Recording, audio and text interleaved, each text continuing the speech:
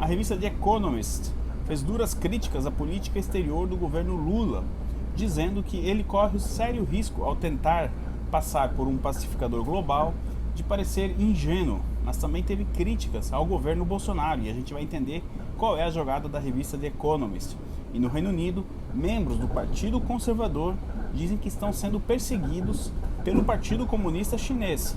Na China? Não, aqui no Reino Unido. Sejam todos muito bem-vindos, este é o Conexão Londres com Ivan Kleber, dessa segunda-feira, dia 17 de abril de 2023. E a gente se vê logo depois da vinheta.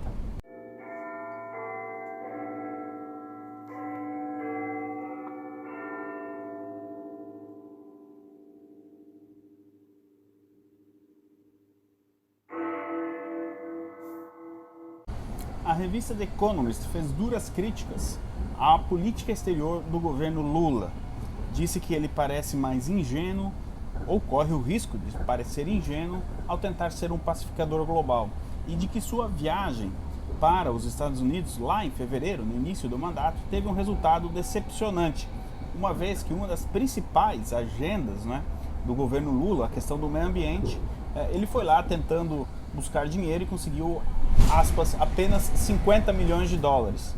O que, convenhamos, realmente é um trocado ali que os Estados Unidos deu para o Brasil nessa viagem. Por isso, a viagem foi considerada como decepcionante.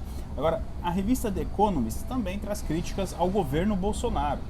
Ela diz que foi justamente no governo Bolsonaro que as relações exteriores do Brasil se deterioraram mundo afora. Bom, uma vez dito isso, o jornal Washington Post também, na semana ali do dia 10 a 13 de abril, fez algumas críticas a Lula e disse que o Ocidente foi ingênuo em acreditar em Lula e de que ele tem a sua própria agenda.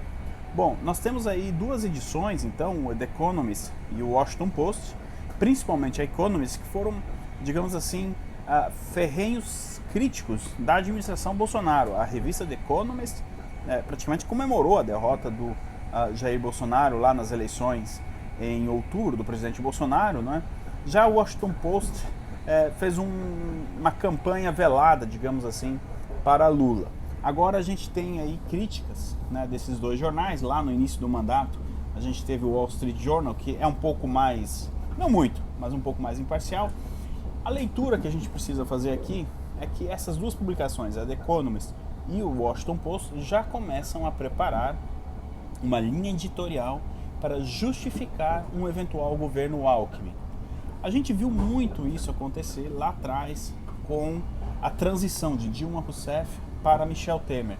Então o que essas revistas estão fazendo agora não é nada de novo, elas estão já preparando, o Washington Post é um jornal, preparando o seu leitor, aquele leitor que não acompanha a política diariamente, ainda mais a política do Brasil, morando fora do Brasil, mas que, sei lá, dá uma folhada uma vez por semana, uma vez a cada 15 dias, para não dar a impressão de que o Brasil tem uma estabilidade, enfim, que os governos de esquerda não conseguem terminar o mandato e tudo mais. Eles já vão demonstrando aí motivos para justificar um governo Alckmin. É isso que está no centro tanto da matéria do Washington Post, porque, convenhamos, eles não acreditaram em Lula, Não dá para dizer que o Ocidente deu uma carta branca ao Lula sem conhecer os dois primeiros mandatos dele, principalmente o mandato da Dilma. E também, agora, não dá para dizer que a revista The Economist acredite na boa intenção do Lula. Obviamente ele fala em paz, e falar em paz é sempre importante, mas de que ele não tem sido, digamos assim, um pouco tendencioso para o lado da Rússia. Inclusive os Estados Unidos acusaram o Lula de estar repetindo propaganda da Rússia. Então o que nós estamos vendo no cenário internacional é algo que nós vimos lá em 2015 e 2016. A preparação para um governo, entre aspas, de centro, que não tem voto no Brasil. A terceira via a gente sabe que não tem voto, mas tem muito poder político. E esse poder político pode estar sendo usado justamente nesses meses, nessas semanas, lá em Brasília. Uma professora foi obrigada a pedir desculpas porque ela disse boa tarde meninas em um colégio particular que justamente aceita somente meninas como alunas. Ela começou a aula, chegou dentro da sala de aula dizendo boa tarde meninas. Isso foi o suficiente para provocar uma revolta e lhe disseram que algumas alunas ali não se identificam como meninas e de que, portanto, ela não poderia ter dito boa tarde, meninas. No outro dia, quando ela voltou, né, para a próxima aula, no quadro ela encontrou vários nomes e uma comunicação de linguagem neutra. Sendo assim, o colégio fez com que ela pedisse desculpas. Isso foi publicado no domingo, dia 16, pelo jornal The Times, e eu vou deixar o link disponível aqui de uma matéria do jornal Daily Telegraph, caso o senhor e a senhora queiram se aprofundar mais sobre esse assunto. Obviamente que a gente também vai ter muita repercussão sobre isso e eu estarei atualizando os senhores aqui no canal. Mas é mais um exemplo aí dessa propaganda e ideologia de gênero dentro das escolas, não é? Membros do Partido Conservador que são críticos ao regime chinês, ao Partido Comunista Chinês, fizeram uma denúncia ao jornal Daily Telegraph de que eles estariam sendo perseguidos aqui em solo britânico pelo Partido Comunista Chinês. Mas como seria essa perseguição? Bom, nós sabemos que muitas universidades, não são poucas, o Nigel Farage denunciou isso lá em fevereiro de 2021, janeiro de 2021, são patrocinadas por quem? Pela China. E alguns filhos desses parlamentares teriam dificuldades em conseguir a inscrição nessas universidades justamente por um boicote ou um bloqueio.